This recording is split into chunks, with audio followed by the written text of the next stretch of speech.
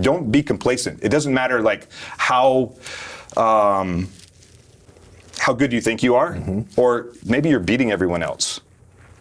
You still need to push yourself to as far as you possibly can, because if you don't, you're probably going to be 15 seconds short. So you have a passion for fitness and the desire to start your own business, but launching a massively successful fitness business is extremely complex. The systems, operations, hiring, firing, coaching, sales, and marketing are critical to success. Where do you even start? This show will give you the answers. Here is Bedros Keuilian and Bryce Henson, your hosts of the Fitness Franchise Podcast, a show dedicated to helping fitness entrepreneurs launch and grow successful gyms. Welcome back, friends, to another incredible episode. And before we begin today's show, I want to give you a friendly reminder to give us a like and subscribe on YouTube and write us an awesome review on iTunes. That way we can keep producing this content for you for free. So now to introduce today's guest, who is a friend of mine, who's also the founder of Naked Warrior Recovery, which is a CBD company focused at veterans and first responders. Now, he served on both traditional U.S. Navy SEAL teams, taught as a SEALs team sniper, and served on teams who specialized in underwater operations whose missions were approved directly by the President of the United States. Now, he's also led combat operations in Baghdad, Iraq, and beyond. Mr. Will Branum, welcome to the show, my friend. Thank you, sir, for having me. And you know what? I'm going to write an awesome review for this actual podcast right here. Look at that, man. Already winning. You asked me, so here we go. We're going to do it. Well, we got a lot of fun content to get to. And before we do, our audience wants to know, what is the backstory? So I grew up in Meridian, Mississippi, or just outside of Meridian, Mississippi. There's not a lot in Mississippi. We talked about that yesterday. We did. A little bit. And I was heavily involved in the Boy Scouts. I was not a good student.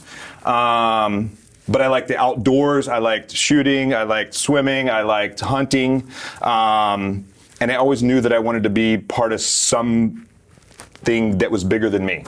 And, but I also wanted to be a ninja.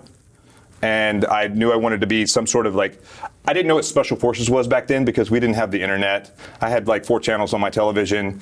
And, but I knew, my role models were like John Wayne in Green Berets, Chuck Norris in the movie Delta Force, John Rambo in the movie Rambo. So those were kind of my role models growing up from a media perspective. So it was like men of men.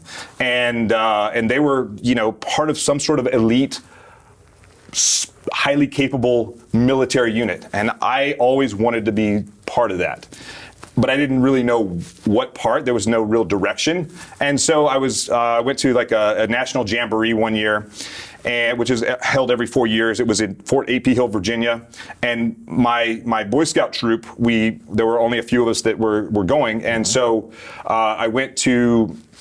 we connected with another Boy Scout troop, so we had enough people to so it made sense, funding wise, to go up to the national jamboree. And I met another kid, and he was like, I am going to be a Navy SEAL and an F-14 pilot, because the movie Top Gun was out. And I was like, and we had just won the first Gulf War through air power, and through airplanes. How old were you at the time? I was 17, I think. Okay.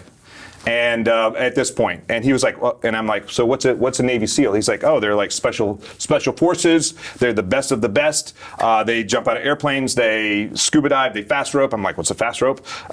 They blow stuff up. They shoot guns. They run around in the woods, and they're the best special forces unit in the world. And I'm like, that's what I want to do too. Sign me up. Yeah, exactly. And so, funny enough, the Navy recruiter called my grandmother's house right after I got back from the National Jamboree and said, hey, have you ever thought about joining the Navy? And had I not just, spent a couple of weeks with this kid and he's talking about being a Navy SEAL and all this other stuff, I would have said, no way, Jose. My dad was in the Navy. They have the ugliest uniforms. They're all about being on a ship somewhere, big gray thing floating out in the middle of the ocean. Not interested. But they are the only ones that have Navy SEALs. The Navy has the Navy SEAls. Yes, they it's do. in their name. The Marines, they have a super sexy uniform, good looking. The commercials were they're fighting dragons with swords, and I'm like, that's cool. Yep. But they're not Navy SEAls. So I went down to the recruiting office. I watched a video, really cheesy CGI video with some terrible looking explosions, and these guys jumped into the water, got in a little rubber boat, and they did all this cool stuff, and I was like, yes, where do I sign? How do I do this? And they're like, hold on. And then I was also like, so where do I also become a F-14 pilot? They're like, one step at a time, easy there, Tiger.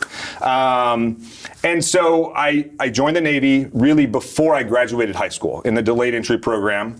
And right after I graduated high school, I went off to boot camp. I took the SEAL screening test. I failed it. Were you out in California for that? I was actually in Great Lakes, Illinois, so north of Chicago. Okay. I failed it because I didn't really prepare myself. I thought I could I did the swim fine. I did the push-ups, and I was like, oh, I'm kind of tired, and I kind of felt sorry for myself. So that was my first sort of lesson learned in failure. And then after that, I went to what's called A school. It's a technical school because in the Navy, in order to advance, you have to have a Navy-specific job. Okay. And for me, I thought gunner's mate, you deal with guns, right? Not so much. Gunner's mates they deal with electronics, pneumatics, and hydraulics. Because that's what the big gray things that float out there in the ocean, they have these big gun systems and these big missile launching systems, and they all run off pneumatics, hydraulics, and electronics. And so that's what the course was built around. And, I kind of felt a little sorry for myself. I'm like, I'm going to take the SEAL screening test again. I'm training for it, but I don't really want to get up early in the morning. It's cold and dark here in the winter of north of Chicago. Freezing. It's freezing. The sidewalks are all iced over. I don't want to do that. About 5 months into the 6-month class, I was high enough in the class that we picked orders, and I said, I'll take that other school that is 4 months long in Virginia Beach, and then I'll take the screening test, and then I'll go to BUD/S and become a SEAL. Well, what I didn't know is that when I took those orders, I had 24 months of obligated service to a ship in Yokosuka, Japan. And that almost prevented me from becoming a SEAL. Why? Well, because the school that I went to was so critical. It was a brand new missile launching system for Tomahawk missiles in the Navy. They only had a handful of people. And so I went to Japan, I did my time on the ship, and I called my Navy detailer, the guy that tells you where you're going to go next. And I said, hey, I'm going to put a package in to go to BUD/S. And he's like, that's great, but I'm not going to release you. I'm like, why not? Because your NEC is too critical. The school that you went to is too critical to the Navy. Oh, wow. The needs of the Navy outrank the needs of me. Sure. So I continued pressing.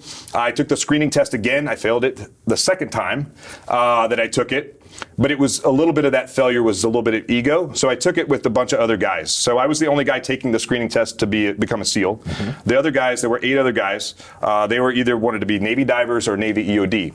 The standards for those, it's the exact same test, but the standards are lower for those guys. Interesting. Why? So because the SEAL teams are the best. There you go.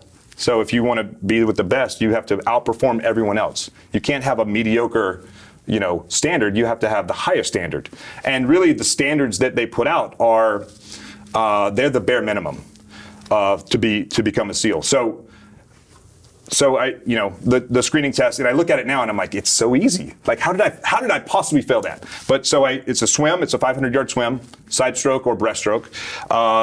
Then you do push-ups, sit-ups, and pull-ups, and then a 1.5-mile run. And in the SEAL teams, for the SEAL screening test, I run it in long pants and boots. The divers in EOD, they run it in shorts and sneakers. Now, I beat every one of those guys on every one of those I was the fastest swimmer. I did the most push-ups, the most pull-ups, the most sit-ups, and I was the first one across the line on the run. But I didn't make the run by like 15 seconds.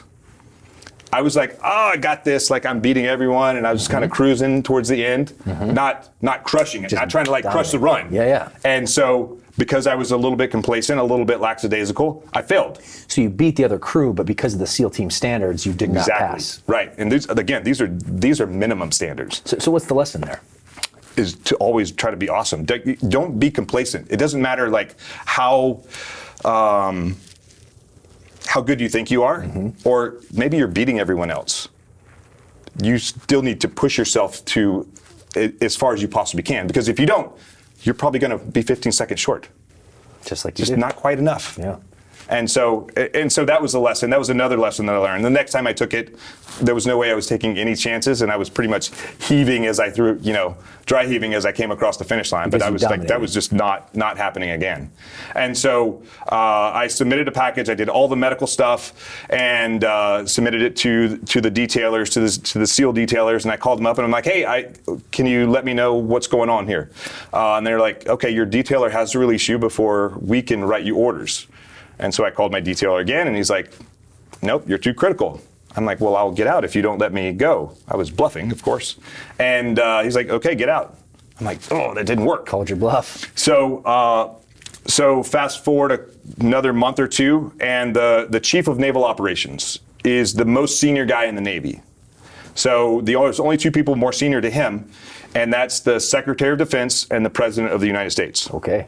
He came to my little ship in Yokosuka, Japan.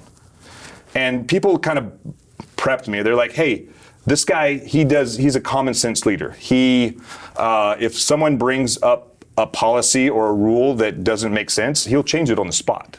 And he did it throughout his entire career.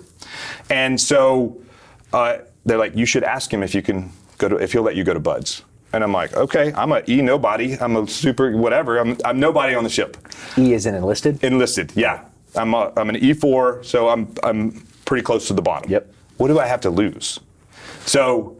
Oh, that's a lesson there, right there. That's exactly. Because I was thinking, okay, well, at the bottom, there's no way I can go up. But your mentality is, what do I have to lose? What do I have to lose? Let's exactly. go. Yeah. So So he had CNO's call on my ship. He didn't go to any other ship. There was 15 ships in Yokosuka. He came to my ship. There's probably a reason for that. And so he said, does anyone have any questions? I was the second guy he called on. Yes, sir. I joined the Navy to be a SEAL. I think I deserve a chance to go. My detailer won't let me go. I believe I have a good chance. Maybe I don't make it. I come back to the fleet, but I think I deserve a chance to go. Now, did you make this proclamation in front of everyone else? The entire ship. Good for you. The entire ship. Good for now, you. I let my commanding officer know that I was, and the other people sort of in my chain of command, Yep.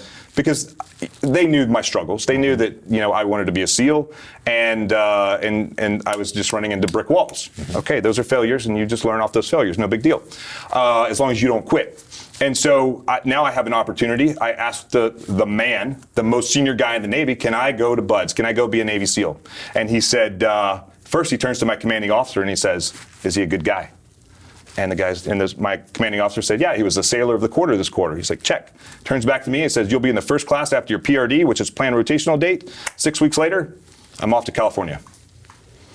And so, and then the senior enlisted guy in the Navy who works directly for the CNO, he came down after the CNO's call and he was like, so the easy part's done. I tried it. It wasn't for me. Good luck. And go get him. So that was kind of like how I even got to Bud. So there was like it took me 3 years from the time I actually joined the Navy to actually show up at SEAL training. And then once I was there, I was like, there is nothing going to stop me from. So before we dive into that, unpack that. What would you say like your biggest one or two big takeaways from that whole experience? I didn't realize when you were telling the story, it's actually a 3-year clip. Right. So looking back, what's the big takeaway for our audience that will help them with their journey? I would say there's a couple takeaways there. Number one is once you have a plan and you have like a mission that you want to accomplish something, tell as many people as you can, because there are people that can help you along the way. Mm-hmm. If I had made my desirements known, my plan known that I want to be a SEAL, someone hopefully would have said, don't take those orders. You need to go take the test while you're here in Great Lakes. Just suck it up and get up at 4 a.m. Go do your push-ups, pull-ups, run, swim, and all that other good stuff, and then get your orders. Mm-hmm. Because if you take those orders, you're screwed for the next. And everyone, they said, when I got to that 4-month school, they're like, okay, when you finish your time, you can go to Buds. They didn't know that the detailer was going to shut me down. Mm-hmm. So number one is make your plan known. Mm-hmm. Number two is you're going to run into obstacles. You're going to fail. That's okay. It's life. That's just part of it. Yep. You're going to learn. Like, I have so many failures in my life. I would not take $1 million for you to take the lessons that I've learned for those lessons that I've learned through failure. Mm-hmm. Like, you can't have them. Those are mine. I earn those. And I'll make my $1 million or $10 million or whatever dollars. And I'll have a lot more failures along the way. no big deal. And don't be scared to ask. Like, be brave enough to be brave enough to like ask for help. Because if you don't, the answer is always going to be no. 100%. All right, so now we just unpacked that first 3 years experience. Looking ahead, there's a few things I want to kind of dive into from your sales experience, but you were kind of talking through buds, and I've had the pleasure of having some mutual friends as you. Obviously, you're well connected in the sales team, right. But Ray Kerr, Jay Redmond, et cetera. So I've had the ability to kind of get some insight, but for our audience there out here, what was that buds experience like? Because we all know it from the movies and all that, but I want to hear firsthand. So for me, it was fantastic being there. It's miserable. You're going to fail every single day, at least in the beginning, and then as you get better, you fail less. Yep. But so buds is 6 months long, and it took me a short 13 months to get through. A short 13 months, a 6-month program. It's kind of like that whole, I made mistakes, like tactical errors in the beginning of joining the Navy and getting the buds. Once I got the buds, I got injured a couple times. I got rolled back, and that was really the hardest part. Was like I'm moving forward in my career to become a Navy SEAL, and I would get injured and I would get rolled back. And then I would start again, and I would, the second time I got hurt, they're like, you have to leave training. You can't be here. You didn't prepare. You're like prone to injury. And I was like, well, hold on. Let me tell you the story about the CNO. If I leave here, I might not get to come back. And so the first guy that I talked to, kind of you go before board, and he was like, get out. And I remember that guy's name, and I remember his face, and I have worked with him in the SEAL teams, and I've never forgiven him for that. So his vote clearly was to I hold a kick grudge. Yeah. And then the second guy, I don't remember his name, I don't remember what he looks like, but he was like, hold on, go stand outside. And I stood outside on my crutches for about 3 hours, and then he came back, and he was like, what are you still doing here? Go check into PTRR, which is sort of the holding company of fourth phase of buds. Before you start first phase, go there, heal up, and then we'll start in the next class.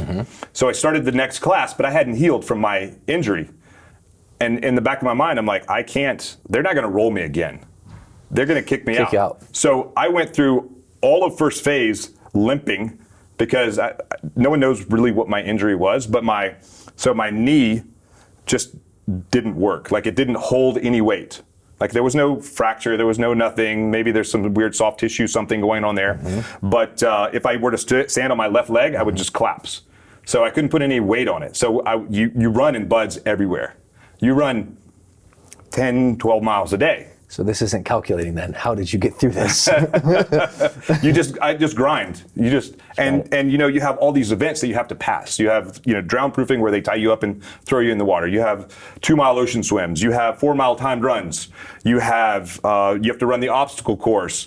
You have conditioning runs. You have all these things that you have to do in buds that are very, very physical, and they're very mental also. So people ask me like, what's the difference? Like, is it more mental or is it more physical? I'm like, yeah, it's 100% and 100%. It's 100% of both. Yeah. Like there's no like 30, 40, 50, 20, 60, whatever. It's like 100, 100. Like it's all everything. It's all or nothing. That's just at the end of the day. 100% of both. Right. Yeah. And it's because one isn't greater or less than the other. It's 100% of each.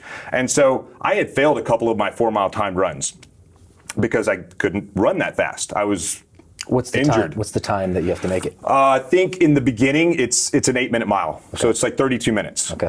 It's not unattainable. It's as long as you're in relatively good shape. Yeah. But it's a pretty good clip. Yep. And I'm injured, so I don't have the legs, I don't have the speed. And I remember waking up one morning, and I was like, I just woke up, and I was like, I knew we had a 4-mile time run that day, and I knew that was something, if I didn't pass it, I'm not going on to Hell Week.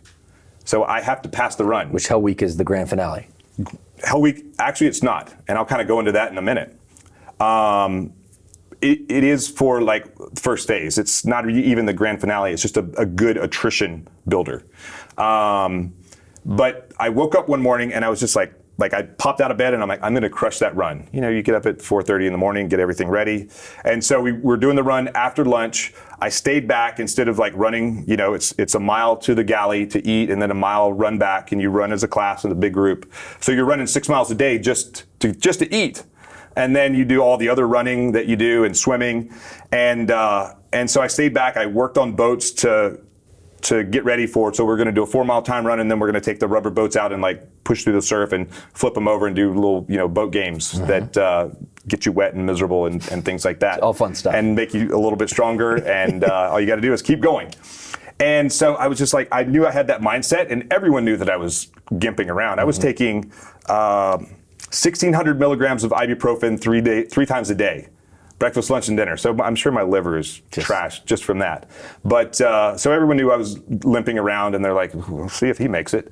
And I got out there on that run, and I just took off like a bat out of hell. I'm like, "Go!"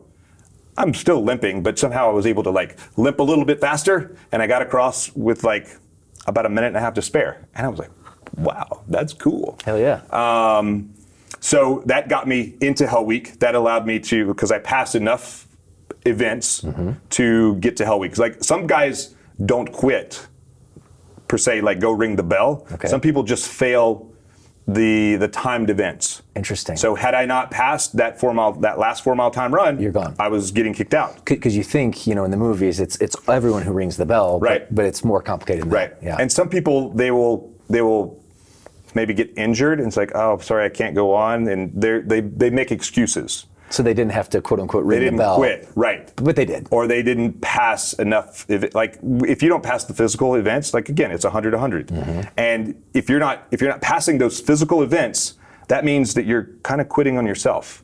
And I can 100% say that with confidence, because there are many times I've kind of quit on myself. I felt sorry for myself. I wanted to slow down. And I learned that lesson mostly during Hell Week, because I ended up in a boat crew that we won every single race. And the way I got into that boat crew, and so just to kind of talk about Hell Week. Hell Week it's a little bit different now than when I went through, but it was the 6th week of first phase.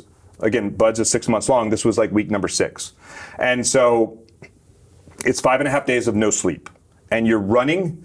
Like when you say no sleep, do you mean no sleep, or are you talking about an hour here, hour there? Like what's the rundown? They let us sleep for about 2.5 hours, 2.5 hours, one night. And it was the most miserable thing that they could have done. That was the most punishing event of all of Hell Week. The 2.5 hour sleeping event. Right, because they woke you up and like not very kindly. Oh, sure. And then expected you to like this was the first time that I was warm and dry for an extended period of time. Because they say, go get in your tent and lay down on your cot, but don't fall asleep. I haven't slept for 3.5 days. They already know that you're going to fall asleep, so they let you sleep, and then they come and wake you up. And when they woke us up, it was just barely dawn. Like the sun wasn't up. The sky had started to turn, but it was super foggy. It was so foggy that I couldn't see the ocean that was like 20 yards away. Oh, wow. And I was like finally warm, and I was like, oh my God, it's freezing out here. And people think that Southern California is like, it's like on the ocean. It's freezing. Yeah. When you're wet, and it was super cold. So, but this was, we were dry because we had just slept, and our clothes had dried out and what have you. And then I looked down the line, and I was like, where did everyone go? This was the first time that I noticed that we had lost like a tremendous amount of people. I had known that we were losing people in the beginning, but once I got into this boat crew, like I didn't look around. Like I'm surrounded by these guys that are just like driving. If there was a boat, like you do everything with this boat on your head. Okay. It's a 7-man crew. What do you mean a boat on your head? It's a big rubber boat. And like lifted above your head. Like you run with it on your head. Okay. Like when you run everywhere with this boat. You carry it with you. You take it out in the ocean. You hop in it and you paddle it around. But when you're on land, you're wearing a hat, and the boat weighs about 250 pounds. Not a lot, but it's always bouncing up and down. You're running everywhere with this thing on your head. Guys come out with, bald spots, and clearly it happened to me as well. Necks get messed up, and then like sometimes guys will not want to carry the boat anymore because it hurts and their neck hurts, and they'll like duck down. Well, when one person pulls their head out from under the boat, you got 6 other people, that weight just gets distributed, and then maybe 2 people, and then the weight gets distributed again. So you got like more people carrying the weight of the boat than instead of 7, which is manageable. But you're doing it for 5.5 days. Non-stop. you'll do races, you'll run down the beach and you're running as hard as you can and this boat is bouncing up and down. And so you're getting this constant beating, shock, yeah. on the head, on the neck, on the body. You're in soft sand, so it's hard. You don't have the momentum. And so, but this boat crew that I kind of weaseled my way into, quite honestly. Like Monday, people are quitting. I'm surrounded by people that are quitting. I'm like, I don't want to be around you quitters. Quit. And other guys are like, no, I've been there for 6 months at that point. I want to win, and I want to get ahead, and I want to move this thing forward, move this ball down. I'm injured. I'm limping around the whole time. And guys are quitting, and I'm like, beat it. And then and I noticed this one boat crew was winning all the races. It was like Monday afternoon. And so before dinner that night, we had enough quitters, and they said, okay, get in a height line, and we're gonna put people in different boat crews. So boat crews are according to height. So I was like 1, 2, 3, 4, 5, 6, 7, 1, 2, 3, 4, 5, 6, 7, 1, 2, 3, 4, 5. I'm in boat crew 3. And because I wanted to be surrounded by winners. I wanted to be surrounded by people who wanted to work and put out and win. And so I learned very quickly, you're gonna suffer no matter what. Bud sucks. There's a lot of suffering that happens. But what I learned very quickly is it's way better to suffer in the front than to suffer in the back. Why? Because when you suffer in the front, you're winning. You're beating everyone else. And again, we won every race. Everything was a race in Hell Week. And it didn't matter if we were going to eat dinner or we're paddling around Coronado Island. We won every race. And just going to chow, it's just it's an elephant march. So it's just like boat crew. And in the mentality of the guys that was in boat crew 3, if there was a gap between, let's say, boat crew 1, boat crew 2, and then boat crew 3, if there was a gap between boat crew 1 and boat crew 2, we filled that gap. If there was 6 inches, we're like, oh, there's space, and we can get in there. And then if boat crew 1 fell back a little bit, we're getting in there. It didn't matter if we started at the very end or we started at the beginning. We always wanted to be in the front because when you finish first, you get to take a little bit of a break. You're like, oh, okay. All right, let's go get it again. So I would feel sorry for myself when I'm with that boat crew. I'm like, oh, my lungs hurt, my legs hurt, I'm tired, I'm gipping. If I slow down, I'm slowing the boat crew down. I'm letting the team down. So I have to stop feeling sorry for myself, stop quitting on myself, and push the boat forward and drive, carry that boat and let's go faster. Which everyone's been there. Everyone's felt sorry themselves, our audience that 100%. listening, and that's something I really connected with you on because, you're this tough Navy SEAL guy, but then also exposing the inner workings of this. Oh, I'm just a regular guy. And they need to push through, which is just a regular guy. I have and there's the SEAL creed. It says something like, I'm we're common men with an uncommon desire to achieve greatness. And so I feel like I have to work harder than everyone else, which is fine. I'm learning more that way. I feel the same way too, actually. There's nothing that's natural. I don't have natural leadership abilities. I don't have natural physical abilities. I feel like I have to work harder than everyone else. And so I want to be surrounded by people who are way better than me at everything because I'm always trying to beat them. And that was a great part of being in the SEAL teams is, we had an awesome team. We had an awesome mission. I had purpose and, it didn't matter if it was the most junior guy or the most senior guy or the most fit or the whatever, we're always pushing one another. There's always some sort of competition going on. It always pays to be a winner because we all want to be the best. And it's just you just have to have that mentality, that mindset. I want to be the best, so let's be the best. Let's go. You got to do the work, though. It requires work. It requires effort. It's not for free. Nothing is for free. Everything has a cost. No, sir. Incredible, and there's a lot of takeaways there. One thing, Will, I want to kind of transition from that experience, and you talked about mindset quite often, and one of the things that you've kind of, crafted, but having this Navy SEAL mindset, this get naked mindset. So right. I want to kind of touch upon and really dive into that right now. Sure. So the get naked mindset, it's really about taking your ego off. Our ego knows all of our inner fears, our ego knows everything about us, and our ego will control us. It'll hold us back. We wear it around like it's body armor sometimes. And what we have to do is we have to take that ego off and put it in the corner and just kind of expose ourselves and be a little bit vulnerable and get naked. Because, in the SEAL teams, we put on body armor to go into combat, and because we're going into harm's way, and sometimes it comes in kind of handy. Yep. And then we come back, we take our armor off, we hit the showers, we clean up, we get ready, we recover, we get ready for the next mission. In life, we don't do that. We could wear this ego around, and it controls us every single day. Sometimes the ego is good. It kind of pushes us forward. It can be. But for the most people in the world, we become complacent. Like our ego, like we could become tired. I'm too tired. Maybe I don't need to do that. And I quit on myself every single day. So what I've kind of taken my 26 years in the SEAL teams and kind of distilled 5 secrets, if you will, like 5 SEAL secrets, into a mindset. And so Get Naked is about taking action, taking, mental action on yourself. And so the N, stands for never quit. And I don't mean never quit smoking or drinking or being in a toxic relationship or anything like that. I mean, never quit trying to improve yourself. If you have a project, if you have something that you want to do, maybe it's something that just seems unattainable. You want to start a business, you want to whatever.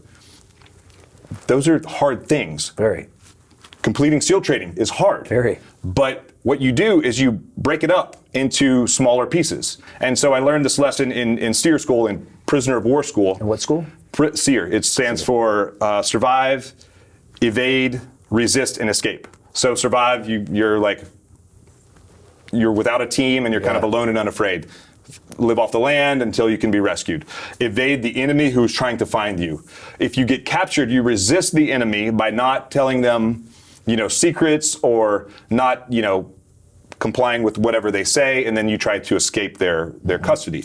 And so that's all broken down into a couple of weeks that, I've been to a couple different schools. And so we were living out on a mountain, and then we kind of hide from the enemy, and then eventually you're captured and you're put into prisoner of war, into an actual prisoner in the school. In the school. Yeah. But you're food deprived, you're kind of a little bit sleep deprived, and they are completely in character the entire time that you're there. They interrogate you, they beat you up, they strip you naked, they put you in an actual cell, maybe into like a wooden box. They torture you a little bit. Torture is not the right word. There's a proper word for it. I just don't know what it is off the top of my head. Okay.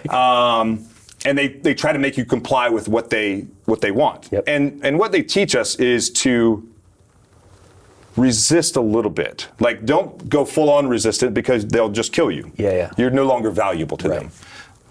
Be a little bit valuable to your captors, but resist in some way. So if they say, don't look left, don't you dare look left. As soon as they're not looking at me, I'm looking, I might even look right. And so that's a small victory. That's a win. Right. That I just beat you. Right. You told me not to do it, and I did it anyway. So boom, I win. And you build these small victories. Maybe you're isolated. You're not around the other prisoners, but maybe they're right next door, and you start knocking on the wall of the cell, and they start knocking back, and you figure out like a little communication signal. Mm-hmm. You won. So these small victories is how you overcome like these giant obstacles. And that's true in military, it's true in war, that's true in life, it's true in business. I mean, that's an incredible lesson. In everything. But again, sometimes, these obstacles are so hard to, they seem unattainable. So what you do, kind of like what we did in Buds, in Hell Week, they fed us 4 times a day. All you got to do is make it to the next meal. All you got to do is make it to the next event. Mm-hmm. So maybe we're laying there in the ocean, just shivering uncontrollably. They can only keep us there for so long. Mm-hmm. All you got to do is make it to the end of that, and then you get up, and they're going to have you running around to kind of warm your body temperature up, your core temperature, because there's a script. They can only beat you so badly in Buds. So all you have to do is make it to the next event. And the same thing in life. If you have something that's really hard, something unattainable, you chop it up into bite-sized pieces. Things that are easy to consume every single day, and you do it every single day. It doesn't matter if it's like personal habits, mm-hmm. or if it's I need to I want to grow this business, I want to grow this franchise, I want to grow whatever. Mm-hmm. I want to sell more real estate, whatever it is. Like you make a plan and you execute that plan every single day, and you win every single day. As long as you stack those wins, you're good to go. Yep. So that's never quit. Accept failure. Failure is, like I kind of talked about earlier, failure is some of the best lessons I've ever learned in my life come through failure. And if you look at some of the greatest people of all time, the greatest successes of all time, Michael Jordan, Steve Jobs, Elon Musk, Thomas Edison. Thomas Edison figured out 10,000 ways to not create the incandescent light bulb. Michael Jordan missed more than 9,000 shots in his career. I think he lost more than 300 games. He missed more than 26 game-winning shots. And you know what he did every time he missed a shot? Game's over, maybe they won. He would go to the gym, go back to the gym, and he would practice that shot over and over and over. Yes, sir. So through his failure, he became the greatest ball player in the world. Steve Jobs fired from Apple as the CEO of the company that he started, and then he came back and made it even better. Elon Musk fired as the CEO of the first company he started. Now look at it. We know that. But the lessons they learned through failure, they created a foundation of success. So, they had this thing that was in front of them, failure, boom, over the obstacle. Next, failure, over the obstacle. And you're learning and you're growing. And so your foundation just gets bigger and stronger the further you go along. And so it's easier to get over those obstacles. So accept failure, learn from it, move on. K is kill mediocrity. We're surrounded by mediocrity. Everywhere. Everyone wants something for free. Everything costs something. It costs someone something. So, entitlement is mediocrity. And we can easily fall into this trap of mediocrity. I mean, we've got social media. It's easy to scroll. It's easy to find excuses to not work out. It's easy to find excuses to not do that thing that you need to do. It's easy to hit the snooze button. Those are easy things to do that make us mediocre every single day. But if we kill mediocrity in our own life every single day, do something hard, compete in anything, compete in charity, compete in giving, compete in love, compete in compassion, get better at whatever it is that you're doing, you kill mediocrity and you get more of the Navy SEAL mindset. Speak my language, my friend. Love it, dude. The E is expose your fears. So fear is the thing that controls us more than anything else. Fear, the anticipation of something that hasn't happened yet and probably won't happen. But somehow fear controls us every single day. And fear it's not something that goes bump in the night. It's not something where, you face an attacker, or let's just say we take action against fear every single day. I've been in maybe some scenarios overseas where I was afraid, but I took action and it wasn't a big deal. The things that have scared me are the things that I don't want to talk to people about. The things that maybe people won't think greatly of me if, maybe it's just something that someone else is saying about me that's maybe true or not true, probably not true. And I don't want someone else to find out that I'm, not the person that I am presenting. Right. I think I am, but someone else doesn't. And so they're making me think that I'm less of a person than I actually am. Or, from a toxic relationship or, a bad childhood or molestation or whatever. And these fears are stuck in the back of our head. And they're kind of like vampires. They live in the darkness and they suck the life out of you. And so vampires don't like to be in the light. They burst into flames. So if you can take those fears, you can reach back there and you can be brave enough. I know lots of Navy SEALs that are not brave enough to reach back there and pull those fears out. And it doesn't matter. Navy SEAL, entrepreneur, real estate person, it doesn't matter what the occupation or background. You have to find the bravery, the courage to reach back into the back recesses of your brain and pull those fears out and expose them to light. So I told you, Sharon. Sharon has a saying where fear does not exist on paper. So what Sharon does is maybe he's driving, and he told me this story. He's driving somewhere and he's got all this stuff that's floating around in his head and it's driving him nuts. He'll pull over to the nearest Starbucks, he'll go order a coffee, sit down and write down the things that are bothering him. And he's like, that's really it? That's what was bothering me? Fear does not exist on paper. He pulled it out of the back recesses of his brain. He exposed it and maybe shared it with someone. And you can do it once and then you do it again. And the more times you expose that fear, the easier it will be for you. It's just getting the reps in. You're working out, you're getting stronger. It's the same thing. Once you're able to expose that fear, you control the fear no longer controls you. And the D is to do the work. It all requires work. Mediocrity, never quitting. You got to fail before you can succeed. But that requires work. So the D is to do the work. People want to change their lives. it requires work. So let's do the work. So this is the framework, the mental framework, the secrets, the compilation of your 26 years in the SEALs Exactly. that you've now developed and actually shared a giant gift with our audience. Right. Fair to say? Fair to say, yeah.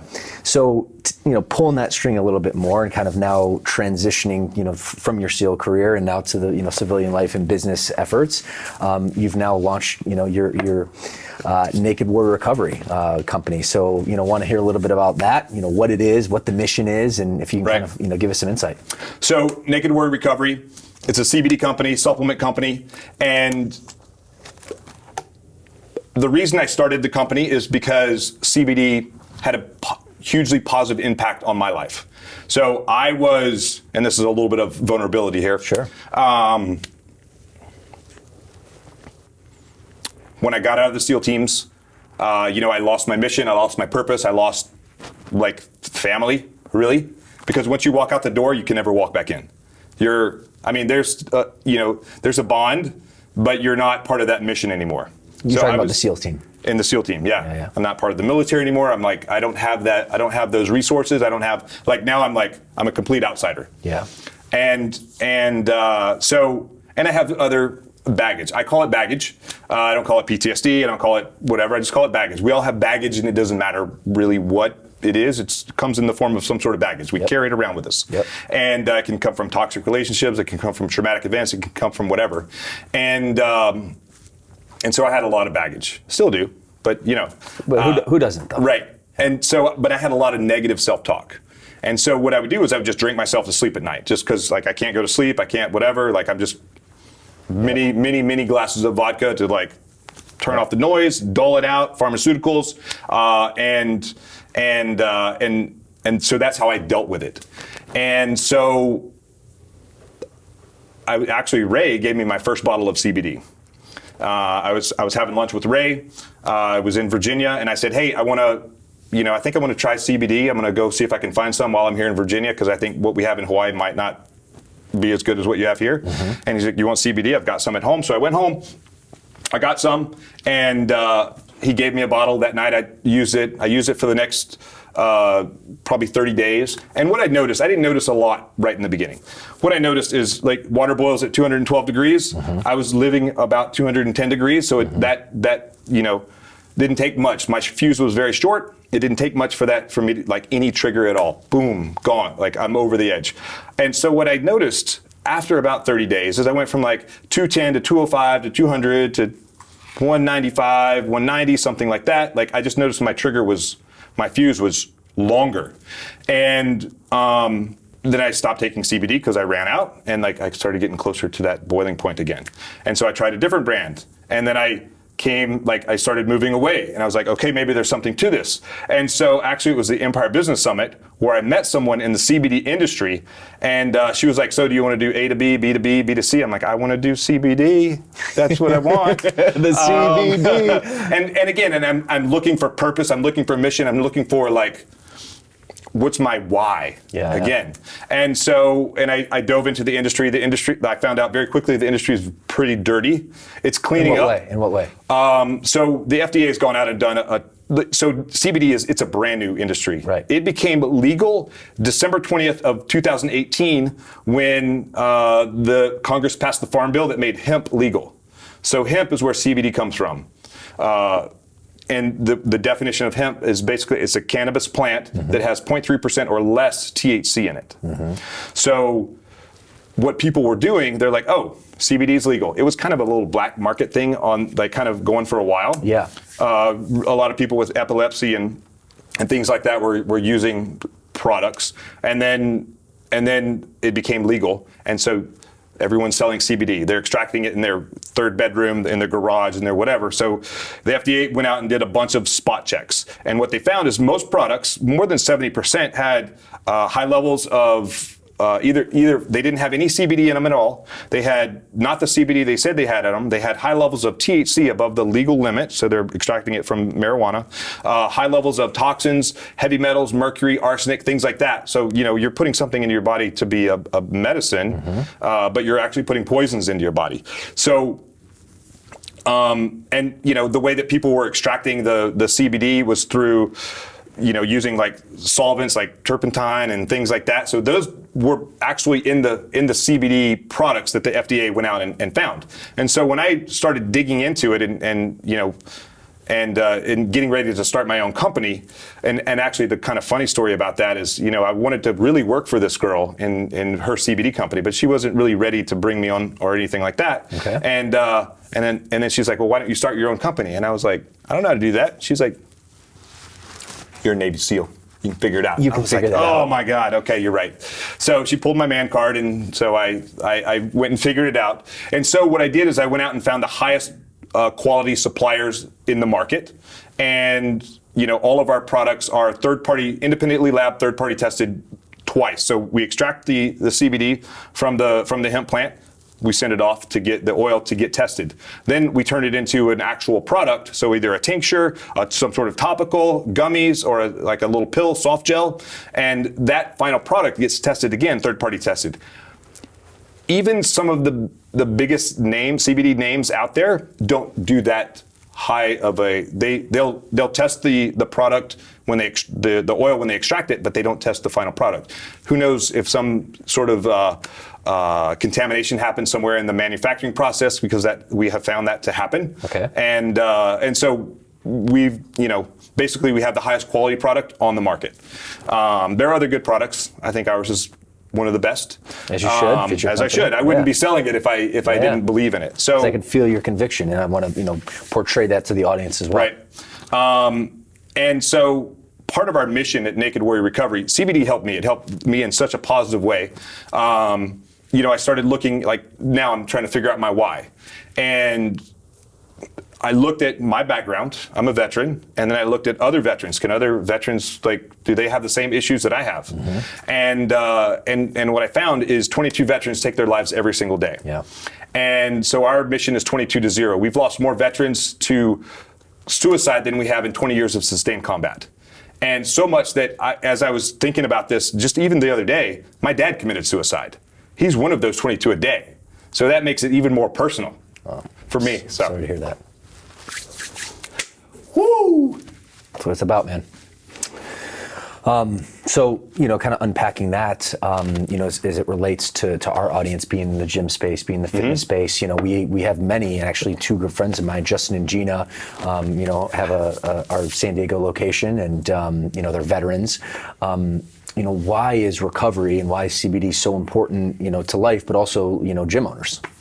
So, just trying to recover from everyday life. Yeah. Like life is stressful. Life is work. There's a lot of toxins in the air. There's a lot of toxic relationships. Yep. CBD. So here's how CBD kind of works. All mammals have what's called an endocannabinoid system, and this is pretty new science. It was discovered in the 1960s, but then rediscovered again in the 90s. And we make endogenous cannabinoids that feed this endocannabinoid system, and it's a giant neuroreceptor that's connected to every other system in your body. Think your digestive system, your central nervous system, your respiratory system, your immune system. Every system in your body is connected to the endocannabinoid system. And sometimes things kind of get out of whack, and you don't make enough endogenous cannabinoids to support that endocannabinoid system. So CBD helps bring everything back into homeostasis. What it also does, it helps to reduce some pain. Now, I'm not a medical professional. This is not medical advice. Yep. But it does help reduce pain. I just finished the Navy SEAL swim across the Hudson River. And during that swim, by the way. Thank you. My calves locked up, kind of rigor mortis style, I couldn't move. And so during the swim? During the swim, and then as I was climbing out of the water on the second barge in front of Ellis Island, okay. It locked up so hard that the 4 SEALs that were in the water behind me, they had to straighten my leg and to help relieve the cramping so that I could climb the ladder to get out of the water to do our push-ups and pull-ups. And Ray was one of those guys. And so my calves are so incredibly in so much pain today. I got up this morning, I'm I can't walk, and so what I'm using is some CBD topical to kind of help relieve some of that pain, so that I can actually work and move and get around. But just recovery, it's mental recovery. Working out helps with mental recovery, but sometimes you need a little bit extra. And CBD helped me have, turn down the noise of negative self-talk in order to, actually go to bed on time and get the sleep I needed in order to recover physically and mentally for the next day. So, CBD helps reduce chronic inflammation and things like that. So it's a modality to help the bigger picture, to help the entire body. It's like kind of like a multivitamin, a super multivitamin for your endocannabinoid system that also helps with inflammation and pain and things like that. So aside from a technical aspect, what would the average gym owner who our audience is interested in fitness and business and become fitness experts and professionals in their craft, what should they know and where should they look for more information to basically tap into this and potentially offer this as a solution to their clients? So I sell to a few gyms currently and some jiu-jitsu studios. So if you go to nw-recovery.com or nakedwarriorrecovery.com, you'll go to my website and see the products that I have.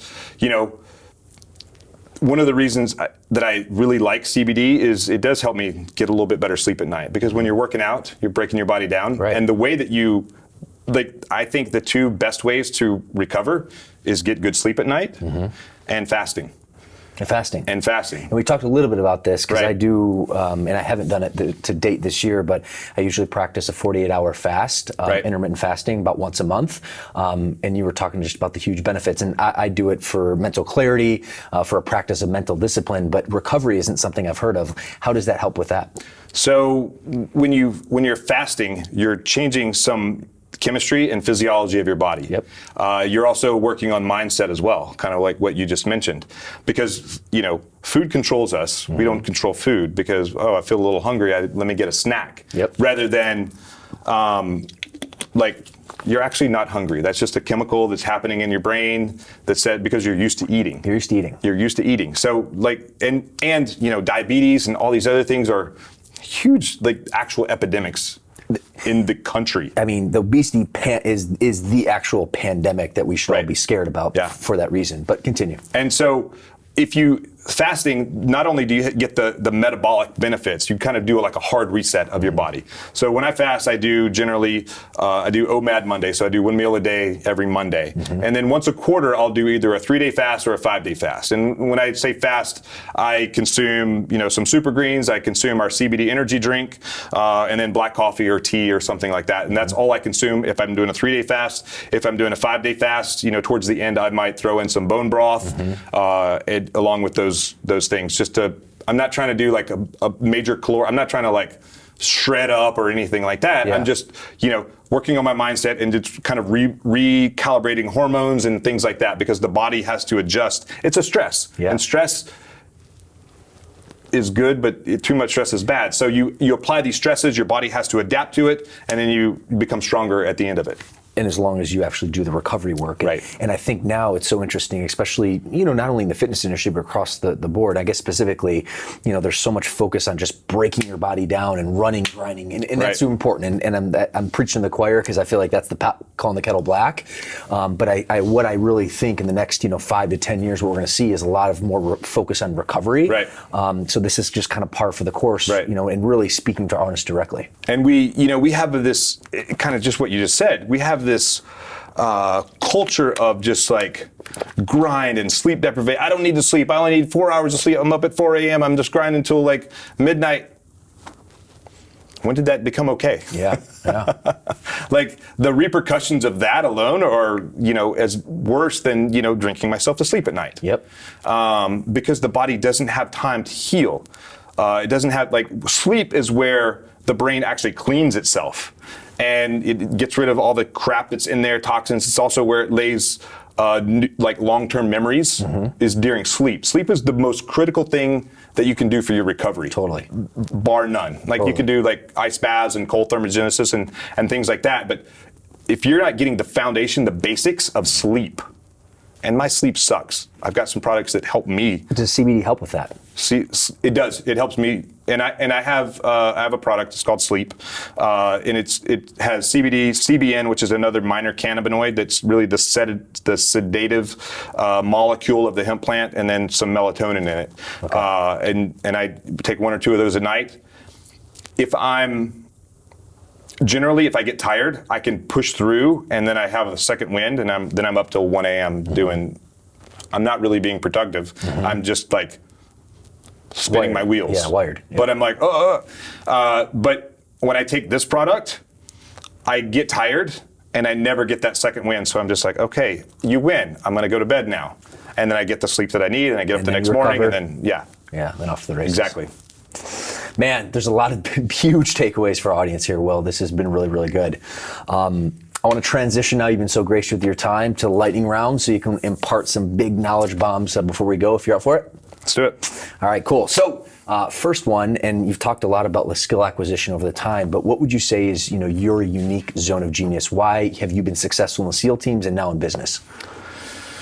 I think it's because I know how to quit, but I have the desire to never quit.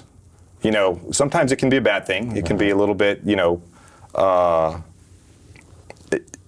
you down some bad roads. But, once I'm able to focus on the right thing, I'm just going to keep going and grinding until I get to the end. And then I get to the end, and then I find the next one, and I keep climbing. And I think it's, just grinding out and not saying no. Yeah. All right, next up, especially had such a historic SEAL career. You've given a lot of great advice to your subordinates and people under you over the course of time. What would you say, Will, is probably one of the best pieces of advice you've ever received, and why? I think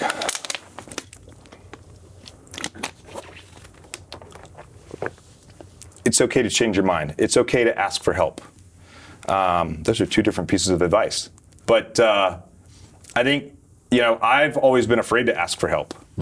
And once could be that ego too, and I feel like it's 100% ego.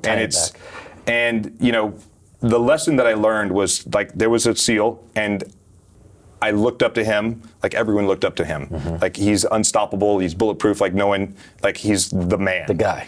And one day he came out and he was he showed some vulnerability, and I was like, what happened over there? I was afraid to ever show weakness or vulnerability in any way, shape, or form, because it's like blood in the water. Piranhas, sharks, you're going to get eaten alive. It can happen, but generally that happens if you're just feeling sorry for yourself or being weak. Yeah. But if you're truly being vulnerable, hey, I have this issue, I'm working through this problem. Yep. It was amazing to see, I didn't think less of him, I actually thought more of him. And once I saw a couple other people become brave enough to be a little bit vulnerable, and it's a scary thing to do, and it takes a tremendous amount of bravery to do that, to be vulnerable, to kind of expose yourself and get naked. Yeah. I think that, once I learned that, I was able to really help myself and kind of change my mentality and help other people, by being vulnerable, where I know some other people were looking at me thinking that I don't think I'm up here, I think I'm here, but I know other people think, and so I became brave enough to be vulnerable so that they could see it, because I knew that they needed to see something like that. Dude, that's so huge. And a mutual friend of ours and co-host of the show, Bedros Koulian, is one of the biggest things I've learned from him over the years is, he's this big, macho, tough guy, empire builder, but he's also very vulnerable. And speaking of, some of the times that you had, he allowed me, by him showing his vulnerability, it allowed me to have the confidence to share my own struggles and trials and tribulations. I'm a recovering alcoholic, and I never had the strength to do that until I saw that. So it's a really direct tie into your experience there. Powerful stuff.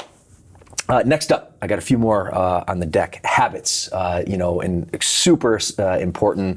If you're a fitness client, if you're a gym owner, if you're a business owner, an entrepreneur, if you're a Navy SEAL, what would you say has been a big habit or two that you've acquired over the years that's significantly helped you on your journey? I think the biggest one, everyone talks about the morning routine. Yep. My morning routine starts the night before. If I don't plan everything out the night before and figure out what I'm going to do when I get up in the morning, then I don't really have a good direction to get going and start attacking the day. Yep. So I lay my clothes out, especially if I'm on the road, I'll lay my clothes out, what I'm going to wear the next day. I write down, the top 3 things I'm going to do. And then when I get up in the morning and I kind of go through my morning routine, I already have, I'm already mentally prepared to start doing those things. I'm not a morning person, but I still get up.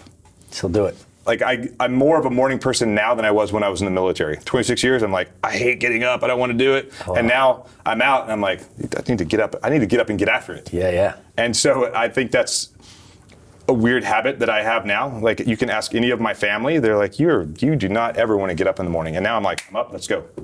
I don't like getting up. I just get up and do it. But you got to do it. Right. I don't like working out, but I like the I like the way I feel when I'm done. Yeah. I like the way I look when I work out. And that's the message.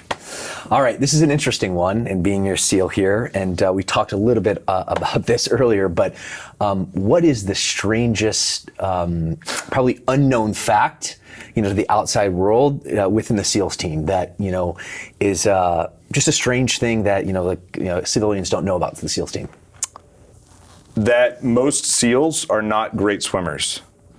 And I just did a swim across the Hudson River with 130 other people, many of them SEALs. It's about a 3-mile swim. And but we're not great swimmers. There are guys in the SEAL teams that are really good. Mm-hmm. I know I had a leader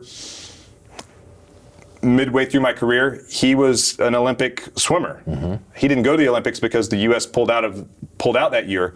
But I mean, he could outswim any of us any day of the week. There are a few guys in the SEAL teams that are really good swimmers. But a lot of the good swimmers that go to BUD/S end up quitting because they, maybe they're even good at running, but they didn't like the cold water. Mm-hmm. They weren't able to get out of that comfort zone. And I the honest truth is most of us are not great swimmers. We're comfortable in the water. You tie us up, you throw us in the water, no big deal. We'll get through it. But we're not great swimmers. Like I think probably a young high school, probably even less than high school, junior high, like girl on the swim team can beat most of us in any swimming event. That is crazy. Mind blown. I think, and I know probably most of our audience does, you think SEALs like Michael Phelps style. Right. But hey, man, you learn something new every day. I can do it. I don't like swimming that much. I just do it. Hey. Just grind. Get her done. Get to the end. Get her done. I can go forever. All right, well, man, this has been awesome. You provide so much value. I want to, pick your brain on one last value bomb that will help our audience who are interested in fitness, entrepreneurship, business. What would be one piece of parting wisdom that you can impart that really helped them in their journey? I think beware of complacency, because being complacent is super easy. It's kind of going back to that kind of mediocre thing. Yep. Every time that I've been complacent, any time in my SEAL career, or even as I've been out of the military, and even just like as a SEAL, I'm in a leadership position. The times that I was the most successful is when I was uncomfortable. I was like, I'm always trying, like I don't really know what I'm doing, but I'm figuring out. I'm always grinding. I'm looking. I'm trying to learn. How do I do this? I might not know. Like I may be able to have to rely on my guys to like teach me how to do something that really I should already know, but I don't know. And then the times that and when I was the furthest from complacent, I had the greatest success. And when I thought I knew everything and I thought good enough is when I had some of my biggest failures in leadership and other things. So beware complacency, because complacency will for sure crush your soul. Good stuff, my friend. Well, I want to thank you so much. I know we originally kind of teed you up where to find you, but I want to do it again just to plug you again. Where can our audience find you, whether it be a website or social media handle? So I'd like to give 2 websites. So my CBD site is nw-recovery.com or nakedwarriorrecovery.com. But if you want to learn more about the Get Naked mindset, go to 5 SEALsecrets.com. Put in your name and email, and I will email you. It's about a 7 or 8 page. It's got some pretty pictures on there, cool pictures. Really, what the Get Naked mindset is all about, and really explain a lot of what we just talked about right here.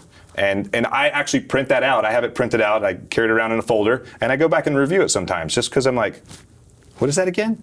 So, and I wrote it, so I should know, but I know it. But sometimes I even need some of those little reminders to remember. And then I guess on the most active social media platform that I'm on is Instagram, and that's Naked Warrior Recovery. So awesome. Well, there you have it, my friends. Well, before we shoot today, I just wanted to thank you for, one, your friendship. It's been really cool to get to know you the last few years.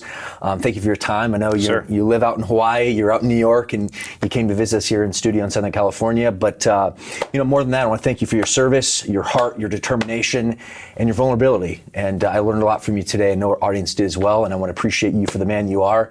And you've added a lot of value today, so thank you. Awesome. Thank you very much. All right, my friend.